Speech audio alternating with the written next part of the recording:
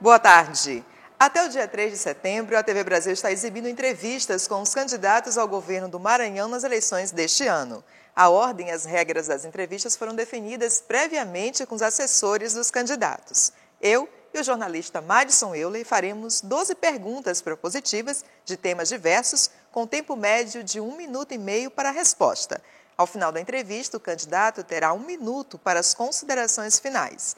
Hoje recebemos o candidato Odívio Neto. Odívio Neto é engenheiro civil, professor universitário e analista ambiental da Secretaria Estadual de Meio Ambiente. Odívio Neto já foi candidato a prefeito de São João dos Patos em 2012 e candidato a vice-governador em 2014 pelo PSOL. Bom, o primeiro tema, candidato, é sobre mobilidade. Dentre as alternativas de mobilidade citadas no seu plano de governo está a implantação dos BRTs ou VLTs. A gente gostaria de saber se a sua equipe já tem um estudo de viabilidade desses veículos e se há previsão de implantação em outras cidades além de São Luís. Boa tarde. Boa tarde. Primeiramente agradeço pelo convite, pela oportunidade. Estudos nós não temos ainda, né, porque nós estamos ainda na fase de eleição, mas as propostas nós entendemos que são viáveis, uma vez que a cidade de São Luís já é uma região metropolitana, nós temos outros municípios vizinhos e sofre, né, desde há muito tempo de um sistema eficiente que consiga transportar a população de São Luís de forma segura, de forma confortável e de um tempo relativo entre as localidades que vão se movimentar. Então seria intermunicipal? Seria uma ligação intermunicipal? Com certeza, a gente teria que ampliar para uma ligação, né, entre os municípios, assim completando uma mobilidade urbana que não seja só da cidade. Então, como governador, né, a gente estaria atuando nesse sentido de proporcionar esse transporte de qualidade e um transporte que seja moderno, que atenda às necessidades de mobilidade urbana da cidade. Mas, antes disso, né, a gente tem que fazer algumas alterações em algumas avenidas de São Luís. Por exemplo, nós temos a Jerônimo de Albuquerque, que é o eixo principal do nosso transporte, né, de mobilidade urbana, uma avenida que é totalmente abandonada. Então, temos que reestruturar essa avenida, criar uma terceira faixa, incluindo aí uma faixa exclusiva para ônibus, né? E temos a Avenida das Holandesas, que podemos fazer a mesma coisa. Então, dentro de algumas avenidas, nós temos que fazer essas intervenções estruturais. Boa tarde novamente, candidato. Nosso próximo tema aí é direitos humanos, né? A ressocialização de presos, ela está prevista aí na Lei de Execução Penal. Existe algum trabalho já sendo desenvolvido dentro dos presídios em termos de capacitação. Mas o que é que seu plano de governo prevê dessa ressocialização quando o preso sai depois de cumprir a pena? Isso. Tem inclusive um compadre amigo meu que é advogado criminal e ele sempre relata essa situação, né? Uma situação que nós conhecemos, que é que o preso sai, cumpriu sua pena de acordo com o que manda a lei. E quando ele chega para procurar um emprego, procurar um trabalho, a primeira coisa que olham é que ele é um ex-detento. E aí vai a dificuldade, né? Confiar nesse ex-detento para o trabalho. Então eu acho que o governo, dentro das suas diversas atividades que ele desenvolve, como a Constituição Civil, como a própria parte de financiar alguma atividade como autônomo, microempresário, a gente pode estar atuando nessas áreas, dar uma oportunidade. Mas como sensibilizar o empresariado para isso? Aí nós temos que atuar também nessa área. Eu acho que sensibilizar o empresário, talvez trazendo o empresariado para a nossa realidade, né? Trazendo para essa realidade que nós temos com esses presos ou ex-detentos, né? Nós temos que fazer isso, conversar, ter um diálogo de alguma Secretaria de Direitos Humanos com o empresariado, mas eu vejo principalmente nessa área de construção civil, nessa área de trabalho autônomo que ele possa exercer, financiando alguns equipamentos, algumas possibilidades de que ele por si só consiga trabalhar. Bom, ainda pegando o gancho, esse gancho, o pessoal tem um programa bastante diferenciado com relação à segurança, com relação à justiça penitenciária. No tema segurança, quando vocês falam, quando o partido fala que, abre aspas, no lugar de defender a imposição da ordem, acreditamos na promoção da liberdade para construirmos juntos uma sociedade mais segura, fecha aspas.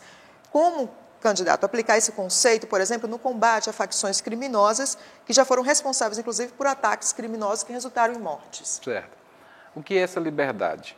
Né? O que nós entendemos como liberdade é antes da pessoa virar um criminoso. Então, em vez de a gente estar investindo pesadamente na área da segurança, na construção de presídios, nós temos que antes investir pesadamente em educação, né?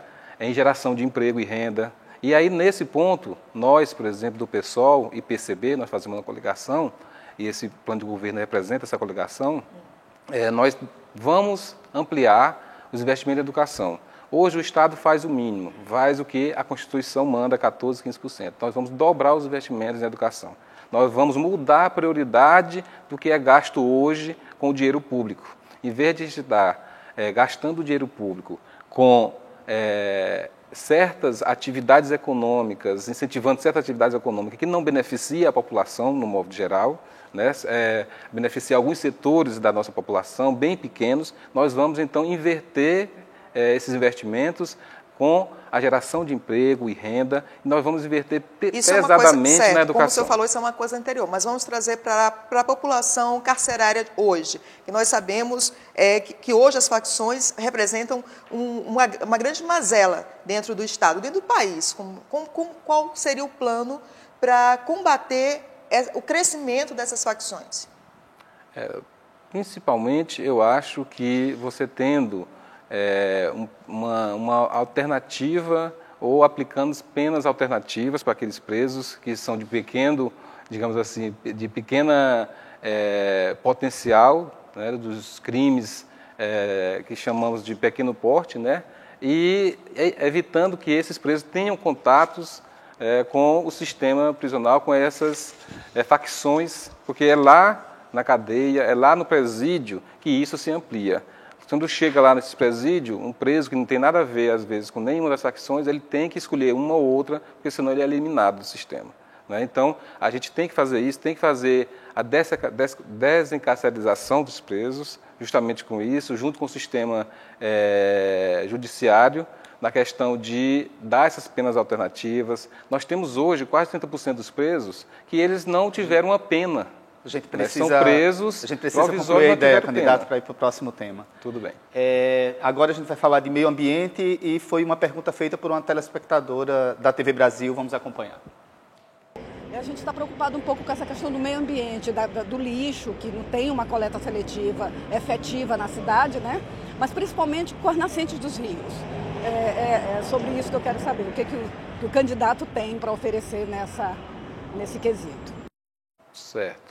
É importante, infelizmente, no Maranhão, o que está acontecendo é a destruição da natureza, a destruição dos nossos rios, principalmente pelos empreendimentos implantados no Estado. Uma coisa vem a outra, por exemplo, nós temos que providenciar o saneamento básico. O que é o saneamento básico? A gente fala muito, mas nós precisamos trazer água de qualidade para as casas encanadas, né? Nós precisamos fazer o sistema de coleta e tratamento do esgoto, né? E aí nós temos que realmente colocar isso em prática, não servir só de propaganda, né? Nós temos que tratar do nosso lixo, a gente produz lixo imenso, e cada dia vai aumentando essa produção do lixo por causa que nós vamos mudando nossos hábitos, nós compramos muito hoje coisas congeladas, coisas armazenadas. Se você fizer uma separação do lixo, como eu faço em casa, e você chegar no final de semana para fazer a disposição desse lixo em algum ponto de coleta do lixo reciclado, você vai ver a montanha de lixo que você produz. Né? Então, a gente precisa, sim, trabalhar a questão do saneamento básico, que inclui a questão do lixo, do resíduo sólido, incentivar e mesmo financiar a instalação de aterros sanitários, de cooperativas, né, de catadores de lixo, para poder fazer essa seleção e reutilização desse lixo. Né? Então, são esses aspectos que nós precisamos fazer na questão do saneamento básico. E na questão das nascentes, proteger essas nascentes realmente. Né? Hoje, as nascentes dos principais rios são protegidas por APAs, né, Área de Proteção Ambiental, que tem né, uma atuação do Estado nesse sentido de proteção, mas precisa ser ampliado para a proteção das nascentes dos rios menores. Ok. Candidato, nosso próximo tema é educação. Dados da Pesquisa Nacional por Amostra de Domicílios, o PNAD, de 2017, revelaram que mais de 850 mil maranhenses, ou seja, mais ou menos 17%, não sabe ler nem escrever. Essa taxa é maior que a média nacional, que é de 7%. Os números ainda revelam que quase metade desse contingente são formados por pessoas com mais de 60 anos, pessoas que não foram alfabetizadas. Como reduzir esse passivo deixado por gestões anteriores? Nós temos um problema sério, né? Como eu já disse aqui anteriormente, nós vamos resolver esse problema com financiamento, com dinheiro público. Nós temos que aumentar, e nossa proposta é de dobrar, dentro de 4 anos, os investimentos, os gastos, os investimentos do Estado com a educação. Primeiro, no ensino básico, para que essas crianças do ensino básico, da alfabetização, saiam desse período de estudo sabendo ler, escrever, entendendo a questão de matemática, para que não se torne... Como é que você aumentaria esse percentual de financiamento para a educação? Como aumentar? Sim. Invertendo as prioridades. Como eu disse anteriormente, nós gastamos muito com certas ações do Estado. Por exemplo, nós gastamos muito com infraestrutura no Estado. Essa infraestrutura só interessa, na grande parte, para os empreendimentos, os grandes empreendimentos que vêm para o Estado.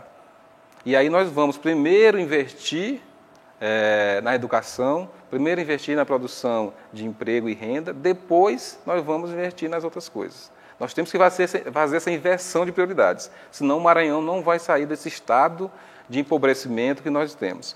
Com relação aos jovens e adultos ainda sem educação, né, analfabetos... No caso aqui, são o percentual com mais de 60 anos. Mais de 60 anos, quase 50%. Isso. O que é que nós temos que fazer? Nós temos que fazer uma grande mobilidade da sociedade, mobilização da sociedade mesmo, junto com o Estado, com os municípios, com as entidades sociais, com a igreja. Nós temos que fazer isso, nós temos que sensibilizar o nosso povo, a nossa sociedade, que não dá para permanecer com um índice tão alto de analfabetismo no nosso Estado. Com a educação, nós vamos desenvolver o Estado do Maranhão.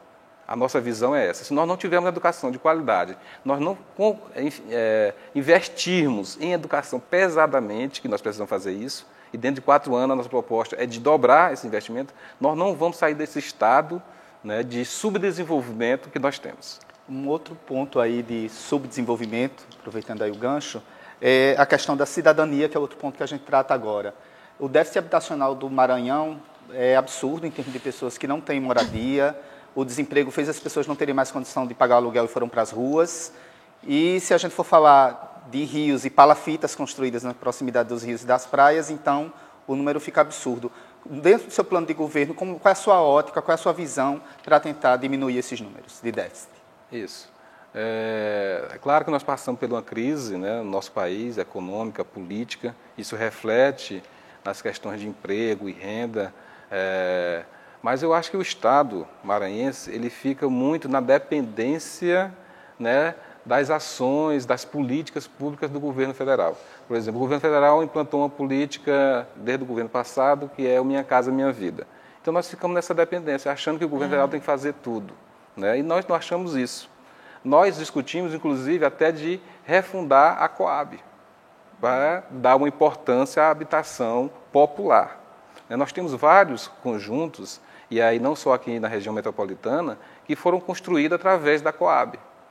Né? Então, nós temos que dar essa importância, nós temos que ter investimentos do governo do Estado para fazer essas construções, essas habitações. E é uma das nossas propostas. Como fazer isso? De onde tirar dinheiro? Né? Todo mundo pergunta, a gente quer saber. Nós temos uma dívida estadual, né, que nós não sabemos de onde veio. Nós temos que fazer uma auditoria nessa dívida. Né? Nós temos que saber como é que foram feitos os empréstimos nos governos passados, que ninguém sabe onde foi parar esse dinheiro. Qual foi o resultado de tantos empréstimos e dessa dívida para a sociedade, para o povo do Maranhão? Ninguém sabe. O companheiro Flávio Dino devia ter feito essa dívida e não fez, não vai fazer. Nós vamos fazer auditoria, desculpa, não a dívida, mas a auditoria dessa dívida. Porque nós devemos, e muito dos nossos recursos, do orçamento do Estado, é destinado a pagamento de juros e moras dessa dívida. Então, um dos objetivos é saber como foi gasto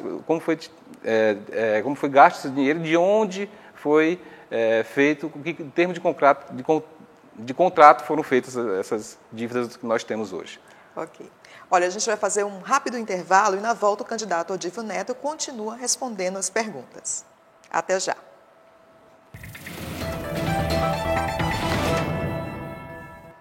Estamos de volta com o segundo bloco de entrevista com o candidato do PSOL, Odívio Neto. E agora o tema é cultura. Nós temos uma pergunta do telespectador, vamos acompanhar? Quais são os seus planos de fomento à cultura, visando a cultura popular, teatro, música, artes cênicas em geral? Pergunta do Renato Gutierrez, estudante. Sim, a cultura, o nosso estado é bem privilegiado, né?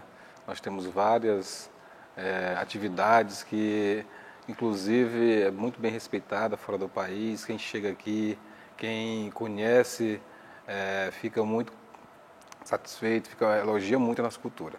Nós pretendemos, como governador, criar espaços culturais, estrutura para que essa cultura se desenvolva naturalmente pela sociedade, pelas comunidades.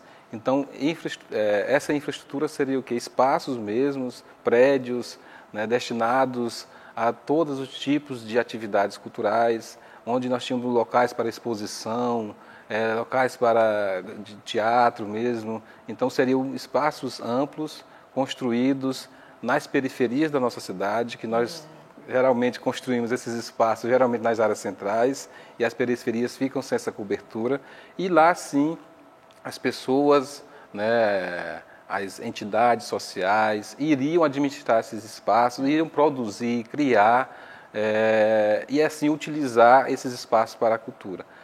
E, é claro, continuar com os investimentos em projetos, em editais, para que desse um suporte às entidades, às pessoas, né, que possam desenvolver assim com mais, digamos assim, com mais tranquilidade as diversas atividades culturais que nós temos, né? Um suporte mesmo que desse a importância, não, eu sou importante, eu posso produzir, eu tenho como produzir. Né? Então, eu acho que por aí a gente consegue, talvez não, com certeza, suprir um pouco da necessidade que tem hoje a parte cultural do nosso Estado. Correto. Odívio, nosso próximo tema é mais um que é muito caro ao eleitor, que é a questão da saúde. Dentro do seu plano de governo, você destaca o financiamento dos hospitais estaduais, né? Hoje existem essas 6 unidades, entre regionais e macro-regionais. Você pretende ampliar essa rede ainda mais para o interior? E se houver essa ampliação, o recurso humano vai ser através de concurso ou a gente vai continuar com esse trabalho de terceirização que vem acontecendo? Nós temos um problema na saúde, né? Ou, digamos, nós temos 2 problemas. O primeiro é de corrupção dentro do sistema hoje, que é privado, né? Nós temos empresas, as OS, que tomam de conta, né, do dinheiro público e desviam esse dinheiro público, que tem dados aí que até bilhão é desviado do serviço público na área de saúde. O outro problema é que nós estamos construindo vários hospitais, né, pelo interior do Estado, e tem um dado agora que é interessante, que aumentou o número de mortes em hospitais no Maranhão. Quer dizer, as pessoas não estão mais morrendo na rua ou em casa, elas estão indo para o hospital, morrendo no hospital. E por que morrem? Porque não tem a especialidade para dar conta do que está precisando o doente naquela hora. Então, nós temos a proposta de pegar alguns desses hospitais regionais e, sim, fazer os hospitais regionais com média e alta complexidade, com todas as especialidades no interior do Estado, para que essas pessoas não morram mais dentro dos hospitais, sem atendimento especializado, e para que as pessoas não continuem, como continuam fazendo até hoje, vindo do interior para a capital do Estado procurar um socorro médico. E que muitas vezes acontece ainda, se você for lá no Hospital do Câncer, se você for, que é de uma entidade social, né? Se você for lá no Socorrão 2, lá na cidade, próximo da cidade operária, você vê como é tratado esse povo, o povo pobre do nosso Estado. Então haveria concurso para... Claro, nós vamos eliminar essas empresas e vamos fazer concurso público para todas as áreas da saúde. As pessoas que querem trabalhar como médico, como enfermeiro, como dentista, como servidor público e querem contribuir para a sociedade, ele vai ter oportunidade no nosso governo. Próximo tema, economia. Quando o programa fala em rever as desonerações fiscais, só explicando para o telespectador que seria a renúncia ou a diminuição da carga tributária, isso não pode afetar, por exemplo, os micro e pequenos empresários, que hoje constituem para o país assim, o maior exemplo de renúncia fiscal do governo? Para quem, qual o direcionamento dessa desoneração? Certo. Essa desoneração, essa isenção fiscal, claro, nós vamos tirar de quem não precisa, né? Nós temos grandes empresas, nós temos empresas que são riquíssimas e que têm isenção fiscal, né? Que têm desoneração, e a gente não pode fazer isso. Enquanto nós estamos tirando da mão de um lavrador uma moto que ele serve para ele trabalhar, né? Para trazer a sua produção do campo para a cidade, nós estamos tirando, quando eu digo nós estamos tirando, porque o Estado faz isso, né? As empresas, os grandes empreendimentos, os empresários estão aí com isenções das relações fiscais. A justificativa é que eles estão criando empregos. Como equilibrar isso? Eu acho que criar emprego eles vão criar porque nós vivemos num sistema capitalista. Se eles não crescerem, não criarem emprego, eles vão acabar um dia, né, perdendo espaço no mercado. E essas empresas, elas têm condições, pelo que eles faturam por mês, né, de criar os empregos, de ampliar suas redes, né, de empresas, de unidades e tudo mais. Nós achamos que nós temos que dar isenção fiscal para o pequeno, para quem precisa realmente para enfrentar essa disputa desleal que nós temos hoje na sociedade, né?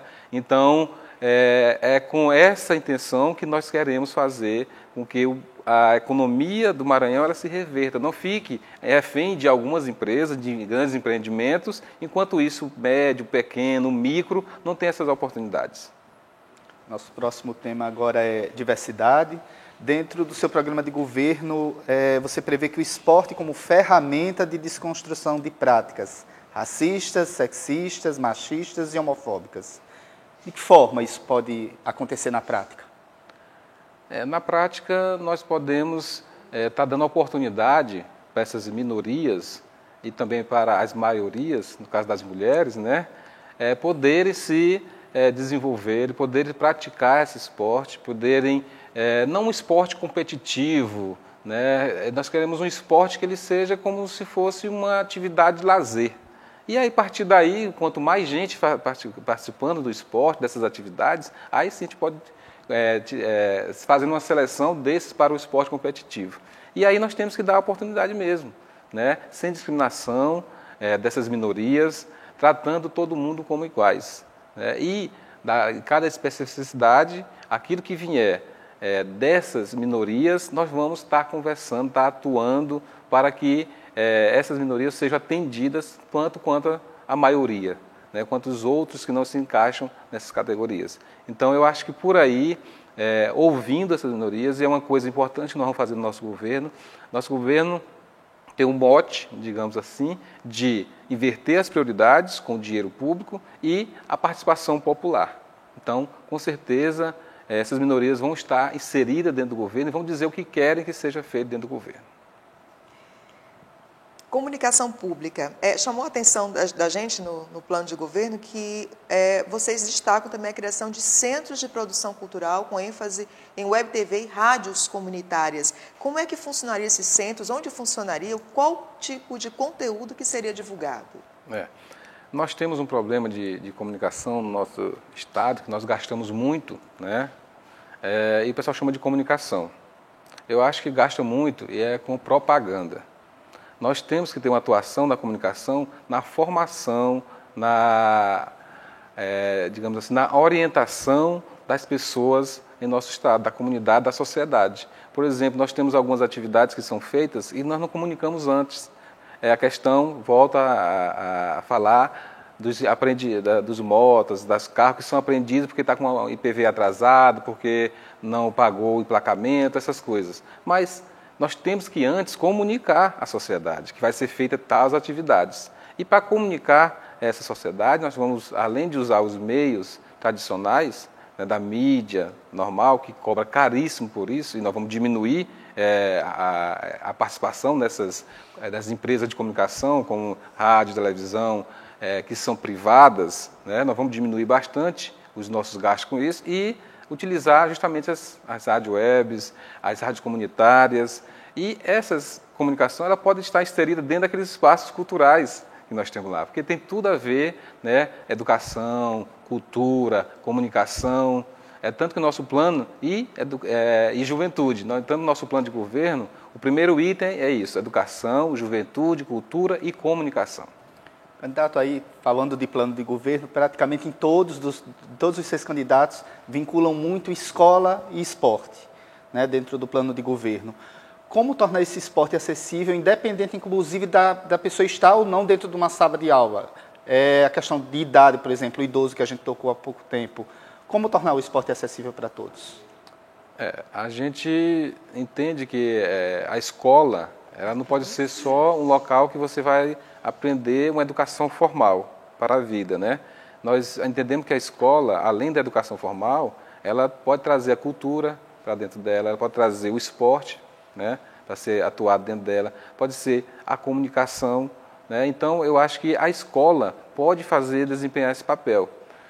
Claro que nós temos que trabalhar com uma estrutura diferente do que é hoje. Hoje nós temos escolas, aí o governo vem e implanta uma quadra poliesportiva, né? Mas eu acho que mesmo assim, com a estrutura que nós temos, nós conseguimos fazer isso, trazer o esporte não só para quem está dentro da escola, né, mas a comunidade utilizar essa escola. Como acontecia, por exemplo, como aconteceu em São Paulo, se não me engano, uma das prefeituras construiu escolas que, aos finais de semana, né, ela também era utilizada pela comunidade. E aí sim a gente pode, com isso, fazer com que a comunidade, as pessoas idosas, possam utilizar aquele espaço público, né? E aí o Estado entra, claro, com a orientação dos esportes, como fazer, podemos trazer até academias para dentro dessas escolas, que hoje são colocadas em praças públicas, e muitas vezes elas são muito danificadas, ou com o tempo, com o sol e chuva que elas estão ao espaço aberto, acabam tendo pouco tempo de uso. Candidato, agora o senhor tem 1 minuto para as considerações finais. Agradecer a Luana e o Madison, né, pela entrevista. Nós estamos nessa luta muito grande, chegando com o nosso programa de governo. Gostaria de dizer que nós somos uma coligação que tem o PSOL e o PCB. Nós temos nosso candidato a senador pelo PSOL, que é o professor Saulo Pinto, com o número 500. Temos o nosso candidato a senador pelo PCB, o servidor público Iego Bruno, com o número 212. E temos uma bancada de candidatos a deputado estadual e a deputados federais, né? E esses candidatos estão também aí procurando os eleitores, mostrando suas propostas, e queremos eleger nessa eleição a nossa primeira bancada de deputados estaduais e federais, e também queremos ir para o segundo turno, para mostrar que nós podemos ter um governo diferente, podemos ter um estado diferente, aquele estado que a gente sonha. Ok, a gente agradece a presença do candidato Odívio Neto e a gente fica por aqui. Hoje ainda tem a edição diária do Repórter Maranhão às 5h15 da tarde. E amanhã voltamos com a série de entrevistas especiais no programa Repórter Maranhão Eleições 2018, às 12h30. O candidato convidado nesta sexta-feira será Ramon Zapata, do PSTU. Para você, uma boa tarde e até amanhã. Boa tarde.